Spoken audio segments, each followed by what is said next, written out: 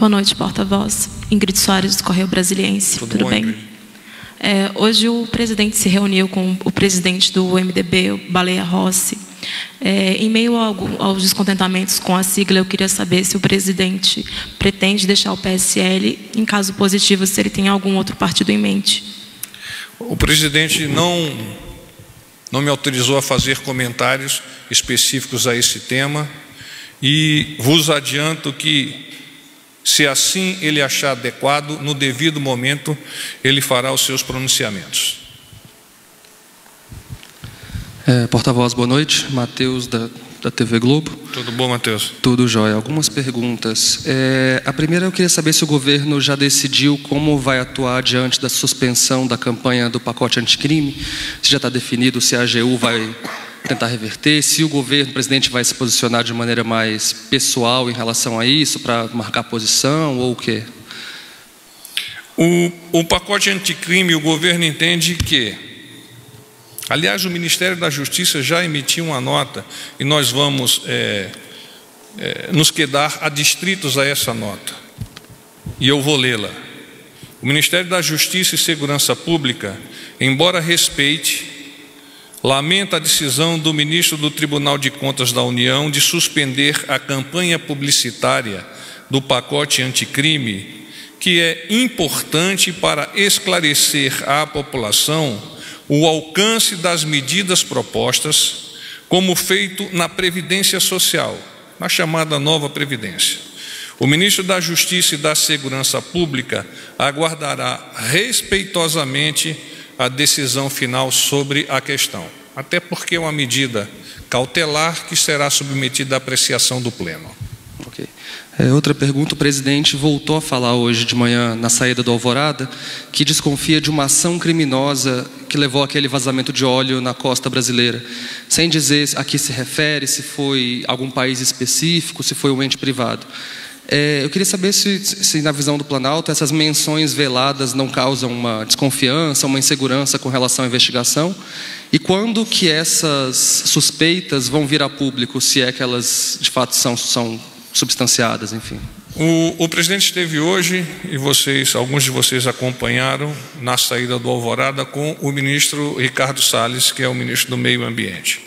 Ontem esteve no Ministério da Defesa, participando de uma reunião onde lhe foi apresentado alguns aspectos referentes a essa questão e, igualmente, algumas possibilidades que estão sob investigação do governo brasileiro. No momento, o governo do presidente Bolsonaro não irá se pronunciar com relação à nominação eventual de qualquer que venha a ser o país e atribui responsabilidade para que os ministérios envolvidos no processo possam, no mais curto prazo possível, dar ciência à sociedade deste acidente que vem impactando tão vivamente as costas do Nordeste brasileiro. E só para terminar, duas perguntas de agenda. A primeira, se houve alguma mudança naquele roteiro da viagem ao Oriente Médio e à Ásia, se o senhor recebeu a versão final, e se o presidente vai sábado para alguma comemoração do dia de Nossa Senhora Aparecida. Tá. Sábado não há previsão, Matheus, no momento da ida, você está falando da Aparecida, não é isso? Não há previsão no sábado da ida. Com relação ao roteiro do Oriente Médio, a última posição nossa é de que não houve alteração. Vamos ao Japão, à China, aos Emirados Árabes Unidos, ao Catar e à Arábia Saudita. Mas ainda temos um tempo de deliberação sobre eventuais ajustes nessa programação que serão apresentados a vocês, por acaso venha a ocorrer alguma mudança. Boa noite, porta-voz. Pedro Vilela, da Agência Brasil.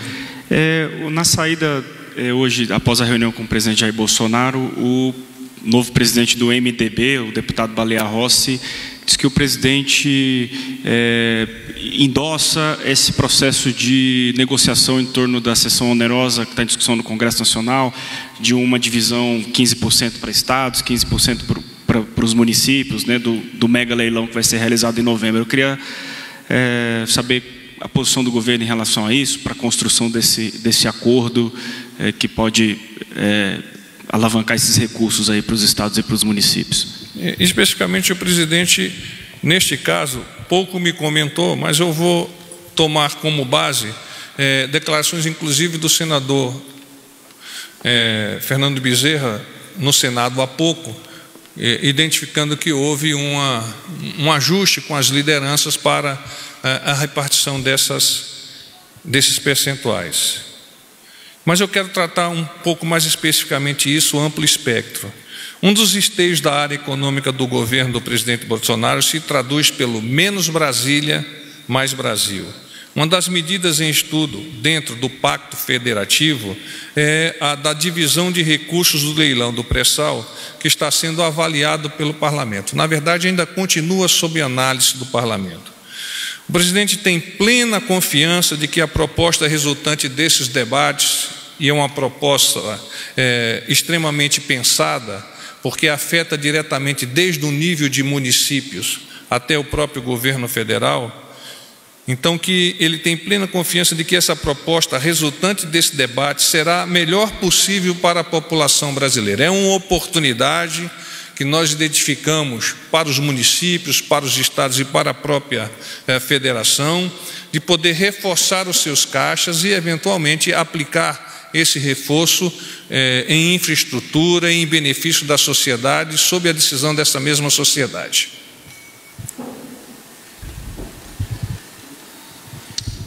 Boa noite, porta-voz. Rudá Moreira, do SBT. Tudo bom? Tudo bom. Porta-voz, eu sei que o senhor já fez uma manifestação no sentido, mas vou fazer uma pergunta diferente, o senhor fica à vontade. Talvez tenha a mesma resposta. Correndo este risco, insisto, a respeito da declaração do presidente Bolsonaro, captada por uma transmissão ao vivo na saída do Alvorada hoje, eu pergunto se o presidente tem alguma intenção de deixar o partido PSL, 2, se tem algum outro partido em vista, e 3, se o presidente rompeu relações com o presidente do partido dele, por enquanto, pelo menos, Luciano Bivar, devido às críticas que foram feitas. Então vamos lá, repetimos a resposta. Sobre esse assunto eu não farei nenhum comentário. Posteriormente, o presidente pronunciar-se-á, caso ele ache adequado. Mas do Luciano Bivar também inclui nosso. Não, está dentro, tá dentro do mesmo escopo, Rudá. Tá bom, mas o presidente não, ele confirma ter falado aquilo, ele não desmente, não diz que foi mal entendido. Não sem ser o partido, mas o que ele falou. Não teço comentários sobre isso, e ele, no momento que lhe aprouver, o fará, se assim o desejar. Bom, obrigado. Boa noite, porta-voz. Fábio Murakawa, do Valor. Tudo bem. Porta-voz, a ministra do Meio Ambiente da França disse hoje que o país não vai assinar o acordo Mercosul-União Europeia, alegando que a França não pode assinar um acordo comercial, entre aspas, com um país que não respeita a Amazônia. O presidente Bolsonaro fez algum comentário sobre essa declaração? O Ministério das Relações Exteriores já fez alguns comentários e eu vou pensar alguns aspectos para colaborar na tua matéria, na tua proposta. O governo do Brasil reconhece que na negociação de acordos de livre comércio entre o Mercosul e a União Europeia foram cumpridos 3 pontos fundamentais para a sua efetivação. Primeiro deles, o diálogo político. Segundo, a cooperação. Terceiro, o livre comércio. O presidente Bolsonaro, por consequência, não vê motivos para registro de oposição formal ao acordo Mercosul-União Europeia. Tendo em vista o cumprimento das metas do Brasil no Acordo de Paris e o compromisso com a preservação e emprego sustentável de nossa floresta, não há razão para que o acordo não seja aprovado pelos países integrantes dos 2 blocos. Mais alguma pergunta? Boa tarde. Boa tarde. Por favor, eu gostaria de saber se Qual o seu nome, por favor? Lígia, do Jornal Estado de São Paulo. Lígia. Isso. Seja bem-vinda, Lígia. Muito obrigada. Eu gostaria de saber se tem algum comentário sobre as declarações de Barroso, de que a Polícia Federal encontrou uma quantidade impressionante de indícios contra Bezerra Coelho. Obrigada. São comentários do ministro Barroso. Mais alguma? Tem uma ali atrás. Oi, porta-voz, é Cíntia da TV CNT, tudo bem? Tudo bom, Cíntia? Tudo. Eu até imagino que o senhor já deve ter falado sobre isso. Hoje o presidente da Câmara voltou a dizer que defende a quebra do monopólio da Caixa Econômica na gestão do FGTS. O presidente Bolsonaro chegou a fazer algum comentário hoje sobre isso? Enfim, Nós ontem comentamos no briefing o posicionamento do governo, inclusive esboçado pelo presidente da Caixa, Dr. Pedro Guimarães, no sentido que o FGTS e estará, segundo a ótica do governo, tutelado por aquele agente econômico. É claro que nós entendemos que o Congresso, a Câmara, o Senado, ou ambos, têm o direito de analisar em nome da sociedade aspectos referentes a esse caso que nós estamos discutindo. Mas, pontualmente e no momento, o governo entende que o FGTS deve estar sendo gerenciado e conduzido pela Caixa Econômica Federal. Perfeito.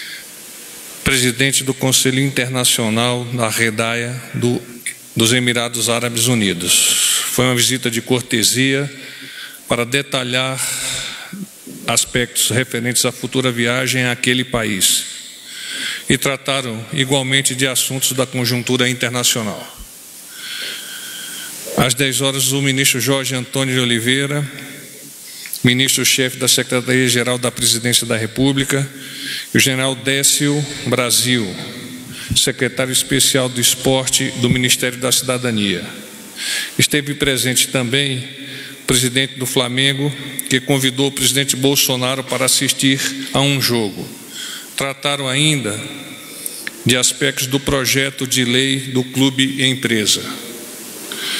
Às 11 horas, Rick Scott, senador americano, juntamente com o ministro Ernesto Araújo, que é o ministro de Estado das Relações Exteriores.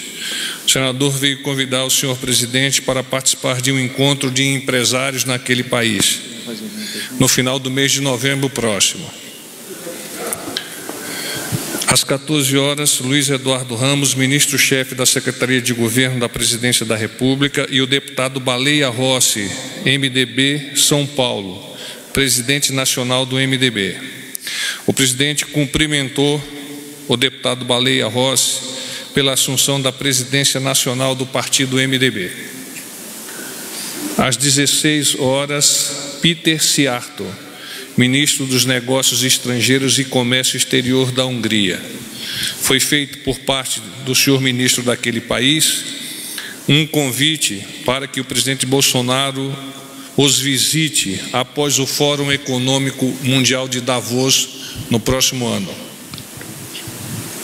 Às 17 horas, vocês participaram da solenidade alusiva à alteração da Lei Geral de Telecomunicações. E nós gostaríamos de ressaltar que o presidente Bolsonaro sancionou o novo marco legal das telecomunicações e que a legislação poderá ampliar o acesso da população ao serviço de internet por meio de investimentos de empresas que migrarem do sistema de concessão para o sistema de autorização. As empresas que optarem pela migração deverão realizar investimentos direcionados para a expansão e a melhoria da infraestrutura e da qualidade de acesso à internet banda larga, com a implantação de rede de alta capacidade de comunicação de dados em áreas remotas e a redução de desigualdades. Destaca-se que a lei mantém a obrigatoriedade de continuidade de fornecimento de telefonia fixa nas localidades atendidas. Vamos tratar agora de alguns assuntos dos ministérios. O Ministério da Educação.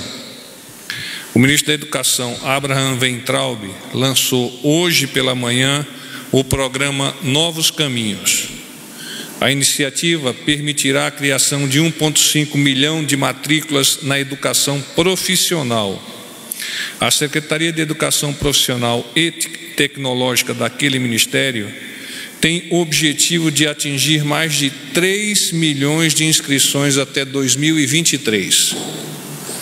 O Ministério da Educação considera que a formação superior é fundamental. Contudo, o ensino técnico é importante para criar oportunidades com foco nas demandas do mercado e nas profissões do futuro, especialmente para os jovens. O programa possui 3 eixos: gestão e resultados, articulação e fortalecimento e, por fim, inovação e empreendedorismo.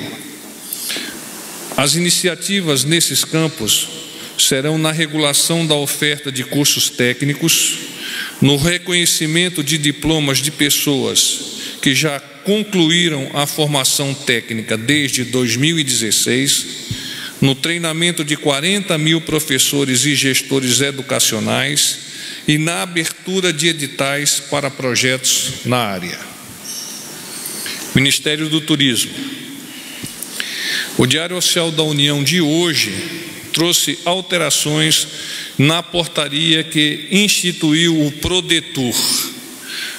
O Prodetur é um programa do Ministério do Turismo que visa contribuir para a estruturação dos destinos turísticos brasileiros pelo fomento ao desenvolvimento local e regional, com o estabelecimento de parcerias com estados e municípios. A ideia do Ministério é incorporar elementos de planejamento e gestão para qualificar as propostas regionais, alinhando tais iniciativas às políticas nacionais de turismo, permitindo o acesso aos recursos provenientes de financiamentos nacionais e internacionais e observando o impacto econômico e social para a população local. Ao nome Prodetur foi incorporado o selo Mais Turismo, originando a marca Prodetur Mais Turismo, que identifica e qualifica as ações priorizadas como indutoras do desenvolvimento do turismo nacional, estruturando destinos e fortalecendo produtos e equipamentos turísticos, sendo gerador de mais emprego, mais renda e mais inclusão social de forma sustentável. Ministério da Mulher, Família e Direitos Humanos. O Ministério da Mulher, da Família e dos Direitos Humanos, por meio da Secretaria Nacional de Políticas para as Mulheres, lançou o projeto Salve uma Mulher, que visa mobilizar a sociedade e oferecer informação em prol do enfrentamento à violência contra as mulheres. Na oportunidade do lançamento do projeto, a ministra chamou a atenção para algumas especificidades das mulheres brasileiras, como as escalpeladas na região norte do país. O Salve uma Mulher contempla a realização de ações de sensibilização, campanhas e capacitação de voluntários por meio de agentes públicos e privados que serão multiplicadores da informação. As estimativas iniciais indicam que serão impactados cerca de 340 mil agentes de saúde, 105 mil funcionários dos Correios, 30 mil conselheiros tutelares e 1.700 profissionais da Defensoria Pública da União, DPU. Segundo a ministra Damares, abre aspas, a proposta do projeto é transformar solidariedade e cidadania em movimento de mudança por meio de um processo educativo.